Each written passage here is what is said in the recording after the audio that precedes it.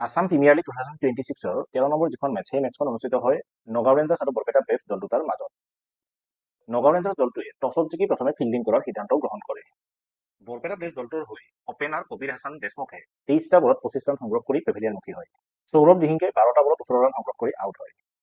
দলটোৰ অধিনায়ক ডেনিছ দাসে 45টা বলত 72 ৰানৰ এটা দৰ্শনীয় ইনিংছ খেলিবলৈ সক্ষম হয়। ডেনিছ দাসৰ ইনিংছত আছে 4টা 4 আৰু 4টা 6। ডেনিছ দাসৰ এই ইনিংছৰ সহায়তে বৰপেটাই এক মজবুত স্থিতিত উপনীত হ'বলৈ সক্ষম হয়।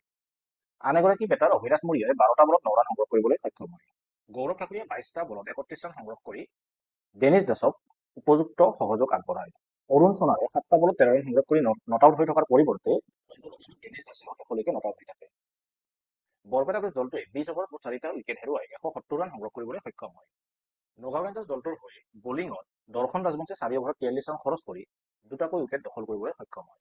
আনগৰাকী বলাৰ ভাৰ্গৱ দত্তই 4 অভাৰত 21 ৰান খৰচ কৰি এটা উইকেট দখল কৰিবলৈ সক্ষম হয়। বৰপেটা ব্ৰেভছ দলটোৱে বান্ধি দিয়া 171 ৰানৰ যি বিজয় ৰেখা, সেই বিজয় ৰেখা অতিক্ৰম কৰিবলৈ অহা নগাঁও ৰেঞ্জাৰ্ছ দলটোৰ অপেনাৰ SK জয়নামে কেৱল মাত্ৰ 16টা বলত 18 ৰান সংগ্ৰহ কৰি আউট হয়। আনগৰাকী অপেনাৰ প্ৰতীক গুৰুঙে কেৱল মাত্ৰ 3টা বলত 1 ৰান সংগ্ৰহ কৰি পেভিলিয়নমুখী হয়। আন এগৰাকী বেটাৰ অভিজিত সিং সিদ্ধুৱে 11টাকৈ বলত সন্মুখীন হৈ কেৱল মাত্ৰ 1 ৰানহে সংগ্ৰহ কৰিবলৈ সক্ষম হয় আৰু তাৰপিছত তেওঁ আউট হৈ পেভিলিয়নলৈ উভতি যায়। অনুৰাগ তালুকাৰে 12টা বলত সন্মুখীন হৈ 13 ৰান সংগ্ৰহ কৰি আউট হয়। সুমিত কাশ্যপে 36টা বলত দলটোৰে সৰ্বাধিক 46 ৰান সংগ্ৰহ কৰিবলৈ সক্ষম হয়। সুমিত কাশ্যপে 2টা 4 আৰু 2টা 6ৰ সহায়ত 46 ৰান সংগ্ৰহ কৰিবলৈ সক্ষম হয়। ধ্ৰুৱ বৰাই 11টা বলত 9 ৰান সংগ্ৰহ কৰি আউট হয়। ভাৰ্গৱ দত্তই 14টা বলত 11 ৰান সংগ্ৰহ কৰি আউট হয়।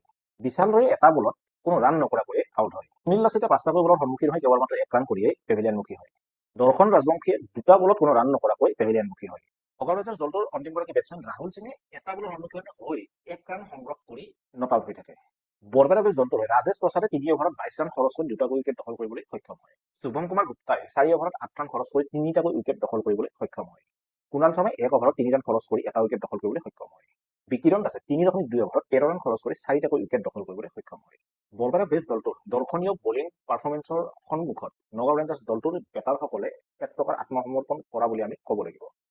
18.2 অভাৰত কেৱল মাত্ৰ 100 ৰান সংগ্ৰহ কৰিয়ে নগাঁও ৰেঞ্জাৰ্ছ দলটোৱে আটাইকেইটা উইকেট হেৰুৱায়। এই খেলখনত বৰপেটা ব্ৰেভছ দলটোৱে নগাঁও ৰেঞ্জাৰ্ছ দলটোক 70 ৰানৰ এক বৃহৎ ব্যৱধানত পৰাজিত কৰিবলৈ সক্ষম হয়। আসাম প্ৰিমিয়াৰ লীগ 2026-ৰ বেটাৰসকলৰ দপদপনি এতিয়ালৈকে আমি দেখিবলৈ খুব কমকৈ পাইছিলো যদিও লাহে লাহে হয়তো সেয়া আৰম্ভ হৈছে। বেটাৰসকলে দপদপনি দেখাবলৈ হয়তো আৰম্ভ কৰিব। গতিকে আমি 3-4টা এনেকুৱা ইনিংছ দেখিবলৈ পালো এতিয়ালৈকে যে বেটাৰসকলে উন্নত মানৰ প্ৰদৰ্শন আগবঢ়াইছে, কিন্তু বলাৰসকলৰ যি উন্নত প্ৰদৰ্শন সেয়া ধাৰাবাহিকভাৱে অব্যাহত আছে। গতিকে আশা ৰাখিম বেটাৰসকলৰ উন্নত প্ৰদৰ্শন আমি টুৰ্ণামেণ্টখন আগবাঢ়ি যোৱাৰ লগে লগে দেখিবলৈ পাম। আসাম প্ৰিমিয়াৰ লীগৰ পৰৱৰ্তী যিখন মেচ আছে সেই মেচৰ আপডেটসমূহ আমি আপোনালোকৰ বাবে এনেদৰে লৈ আহিম। আশা ৰাখিম আপোনালোকে আমাৰ সৈতে সংযুক্ত হৈ থাকিব। যদি চেনেলটোলৈ নতুনকৈ আহিছে তেনেহ'লে ছাবস্ক্ৰাইব কৰিবলৈ নাপাহৰিব। পৰৱৰ্তী এখন মেচৰ আপডেটৰ সৈতে অতি সোনকালে আপোনালোকক লগ পোৱাৰ প্ৰতিশ্ৰুতিৰে আজিলৈ ধন্যবাদ।